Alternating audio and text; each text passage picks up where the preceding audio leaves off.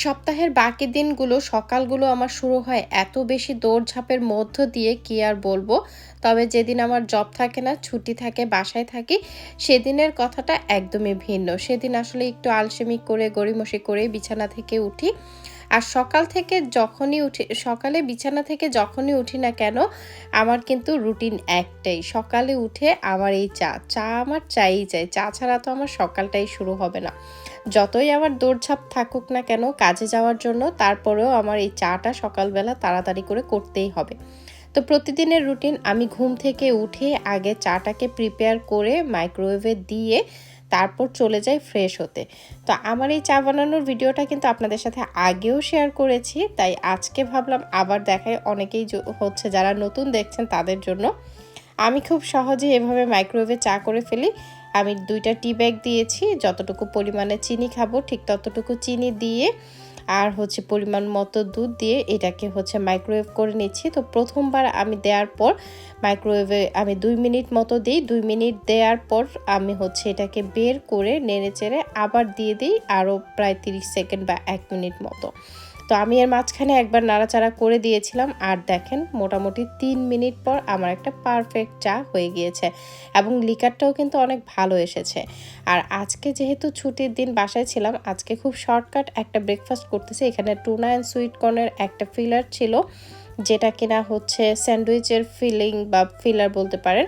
তো এই ফিলারটা ভিতরে দিলে খেতে অনেক ভালো লাগে। এটা চাইলে বাসায়ও বানানো যায়, তবে আমি রেডিমেডটাই কিনে আজকে নিয়ে আসছিলাম, যাতে করে আর কি সকালে উঠে ঝটপট করে নাস্তাটা খেয়ে ফেলা যায়। তো কিছু আসলে করতে ইচ্ছে করছিল না, কারণ ছুটির দিনের সকালগুলো তো বললামই। তো এই যে এই মাঝখানে এই ফিলিংটা দিয়ে তারপর আমি হচ্ছে স্যান্ডউইচটাকে রেডি করে নিব। এটা খেতে আমার কাছে বেশ ভালো লাগে। এখানে টুনা আর সুইট কর্ন দিয়ে বানানো হয় এটা। এটা আমি আরেকদিন আপনাদের সাথে বাসায় বানিয়ে শেয়ার করে দিব। এটা খুবই ইজি। তো এই যে আমি এখানে একটা হোল মিল ব্রেড দিয়েছি, কারণ হোল মিল ব্রেডের সাথেই কিন্তু এটা খেতে আমার কাছে ভালো লাগে। নরমালি আমি ওই সফট যে হোয়াইট ব্রেডটা আছে সেটার থেকে এই হোল মিল ব্রেডটা খেতেই বেশি পছন্দ করি, কারণ এটা আমার কাছে একটু ভালো লাগে। আর ওই সফট ব্রেডটা একটু বেশি মিষ্টিও থাকে আর অনেক বেশি হচ্ছে সফট থাকে। তো সফটের থেকে আমার কাছে আবার এটা একটু বেশি ভালো লাগে আর কি। তো এই যে আমি এই ফিলিংটা দিয়ে খুব সুন্দর করে স্প্রেড করে নিয়েছি। এবার উপরে আরও একটা হচ্ছে পাউরুটি দিয়ে এখন এই যে স্যান্ডউইচটা আমার হয়ে গিয়েছে, আর সেই সাথে আমার চাটা। তো এই চাটা খেয়ে তারপর আমি হচ্ছে আজকে রান্নাবান্নার প্রিপারেশন নিব। তো আজকে খুব বেশি একটা কিছু রান্না করব না, রান্নাবান্নাটাও অল্প করব। তো আজকে আমি একটু সময় নিয়ে আস্তে ধীরে করেই নাস্তাটা খেয়েছিলাম আর কি। তো এখন এই যে চলে এসেছি রান্নায়। আমি নাস্তা খাওয়ার পর আসলে চিকেন ভিজিয়ে রেখেছিলাম, কারণ ভাবলাম যে চিকেনটা রান্না করে ফেলি, তাড়াতাড়ি হয়ে যাবে। আর চিকেন তো আসলে জাতীয় খাবার, কি আর বলবো। কোনো কিছুই যখন রান্না করতে মনে হয় যে টাইম লাগবে, মানে করতে কষ্ট হবে, তখন গিয়ে দেখা যায় যে এই জাতীয় খাবার আমি রান্না করে বসে থাকি। এতে করে আমার কষ্টও কম হয়, আর আমার হাজব্যান্ডকে নিয়েও কোনো টেনশন নেই, সেও খেতে বেশি পছন্দ করে। তো আমি হচ্ছে এই যে কিছু গরম মশলা এখানে দিয়ে দিলাম, আর এরপর পেঁয়াজ দিচ্ছি। কি আর বলবো, এই বিদেশে যারা থাকে আমার মনে হয় শুধুমাত্র আমিই না, সবারই একই হাল। এই রকম হচ্ছে চিকেনই বেশিরভাগ সময় রান্না করা হয়। আর যাদের তো বিশেষ করে বাচ্চা আছে, বাচ্চারা এই দেশের কেন জানি চিকেন ছাড়া তারা কিছুই বুঝে না। তাদের চিকেন হলেই হলো। চিকেন তাদেরকে সেদ্ধ করে দিলেও মনে হয় একটু লবণ দিয়ে তারা খেয়ে ফেলতে পারবে।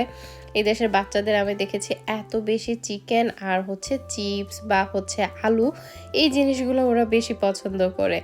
তো আমি হচ্ছে, আমার জামাই ঠিক এরকম, আমার জামাইয়েরও হচ্ছে মিট বা চিকেন এগুলো বেশ পছন্দ।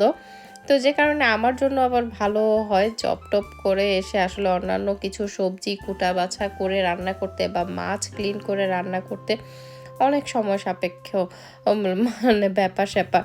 তো যে কারণে আমি হচ্ছে মাংস রান্না করতে নিজেও খুব স্বাচ্ছন্দ্য বোধ করি।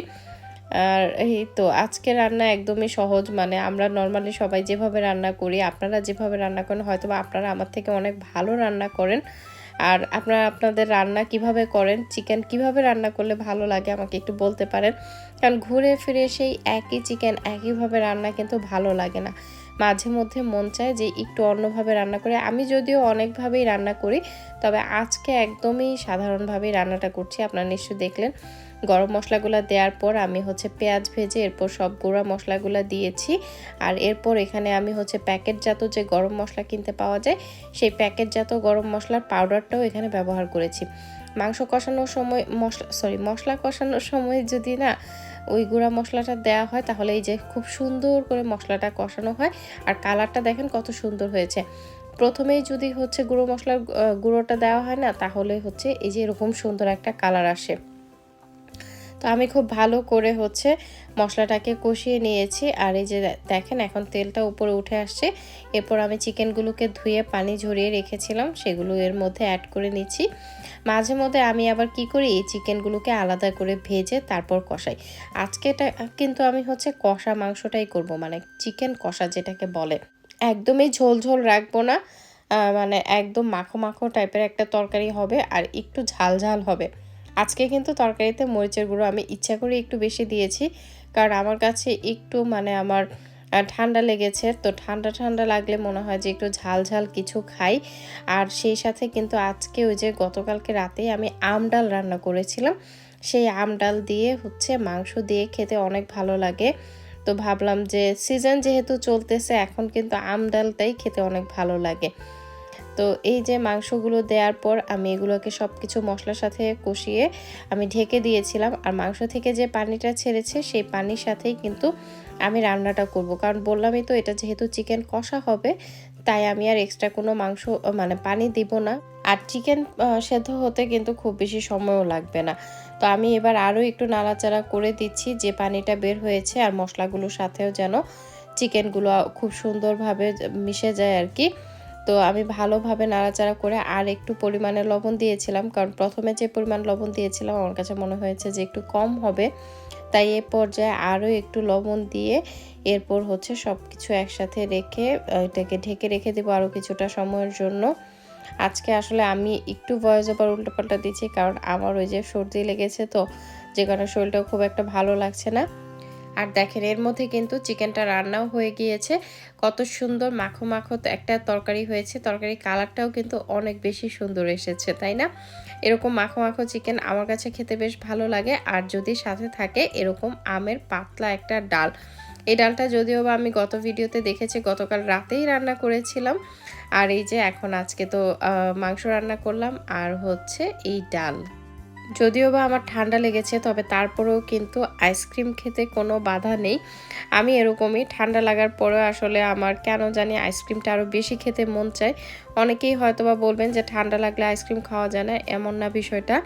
ঠান্ডা লাগার পরেও কিন্তু আইসক্রিম টুকটাক খাওয়া যায়। এ দেশে আসার পর দেখি এই জিনিসটা আরও বেশি, ঠান্ডার সময়ও সবাই অনেক বেশি আইসক্রিম খায়।